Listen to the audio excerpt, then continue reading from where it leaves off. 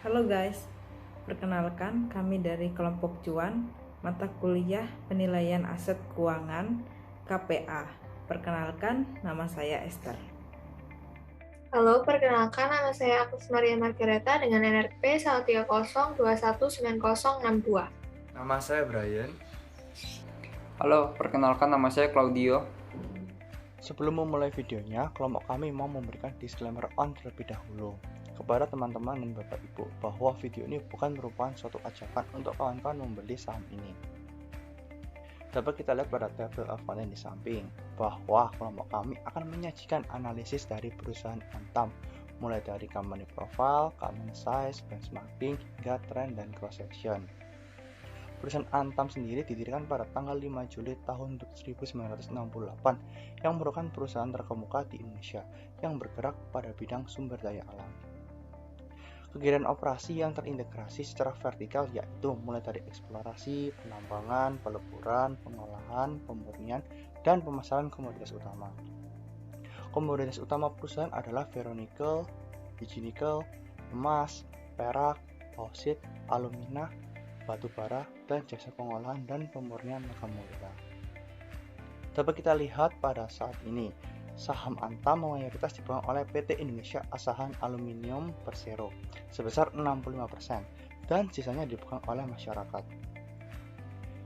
Dari data tersebut, pemegang saham Antam dapat dijabarkan lebih rinci lagi yaitu sebesar 65% institusi domestik, sebesar 15% individu domestik, 13% dan entitas asing sebesar 7%. Dibanding tahun-tahun sebelumnya, terjadi peningkatan pemegang saham dari perorangan domestik serta penurunan pemegang saham dari badan usaha domestik.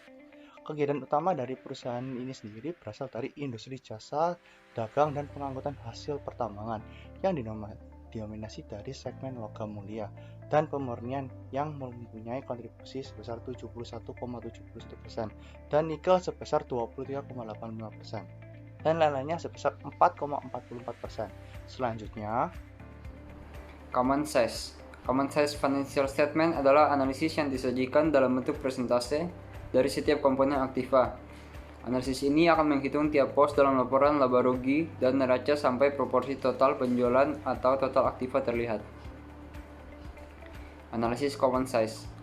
Dari hasil analisis tersebut dapat terlihat bahwa Antam masih menghasilkan laba yang konsisten, namun pada tahun 2019 terjadi penurunan.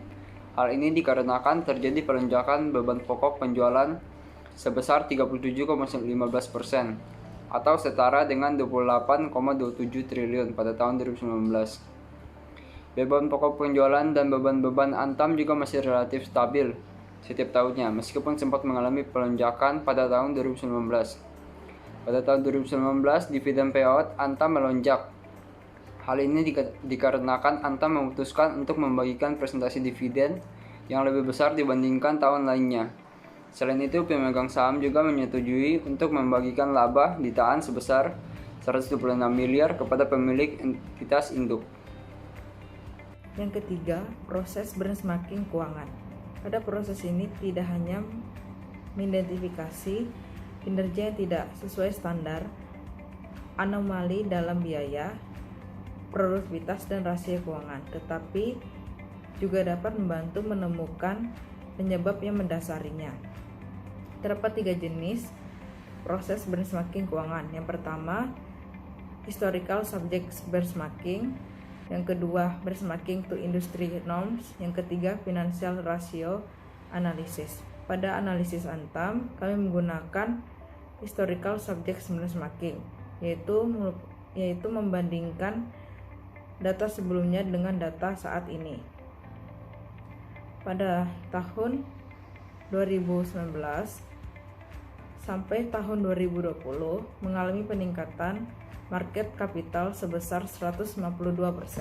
Revenue pada tahun 2018 ke 2019 mengalami peningkatan sebesar 29%, namun pada tahun 2019 ke 2020 mengalami penurunan sebesar 16,3%. Metode analisis tren. Metode ini digunakan ketika membandingkan laporan keuangan dari beberapa tahun yang lalu. Ketika kita sudah membandingkan, kita akan mengetahui kecenderungan tren apa yang terjadi dalam kondisi perusahaan tersebut. Pada perusahaan Antam terjadi tren yang positif pada market capital dan tren yang negatif pada revenue dan tren yang negatif pada ROA dan ROE. Baik, saya akan menjelaskan tentang metode cross-section. Nah, analisis menggunakan metode cross-section ini sendiri merupakan perbandingan dengan perusahaan atau industri yang sejenis dan akan bermanfaat untuk melihat prestasi perusahaan relatif terhadap industri dan juga bermanfaat dalam kasus khusus seperti untuk menentukan bonus bagi manajemen perusahaan. Nah, di sini kami membandingkan revenue, liabilitas, serta laba dari Antam dengan perusahaan sejenis seperti MDKA, Tiens, dan juga Inco. Pendapatan dan penjualan Antam mengalami kenaikan pada tahun 2019 serta mengalami penurunan kembali pada tahun 2020. Namun, jika dibandingkan dengan perusahaan-perusahaan sejenis seperti MDKA, Tiens, dan Inco, pendapatan Antam masih tergolong yang paling besar di antara perusahaan-perusahaan tersebut. Hal ini menandakan Antam lebih unggul dari segi pendapatannya. Nah, Antam sendiri juga mengalami penurunan liabilitas yang cukup signifikan dari tahun 2019 ke tahun 2020. Bila dibandingkan dengan perusahaan sejenis, liabilitas yang dimiliki oleh Antam juga berada pada rata-rata. Nah, sedangkan untuk laba sendiri, Antam memiliki laba yang paling besar dibandingkan perusahaan yang sejenisnya. Di sini kami juga membandingkan dengan rasio keuangannya. Nah, berdasarkan analisis fundamental menggunakan rasio keuangan, PR Antam menginjak angka 22,9 yang mana berada pada angka wajar jika dibandingkan dengan perusahaan sejenis. Maka dari sini dapat dilihat bahwa harga saham Antam saat ini juga sudah cukup sebanding dengan valuasinya. Jika dilihat dari rasio PBV-nya, harga saham Antam cenderung sedikit lebih mahal dari harga wajarnya, tetapi masih berada di bawah rata-rata PBV perusahaan sejenis lainnya. Nah, ada pula ROA dan ROE-nya. Antam juga menduduki posisi tertinggi yang mana hal ini berarti perusahaan ini efektif dalam mengelola aset dan modalnya. Sekian video presentasi dari kelompok kami. Terima kasih.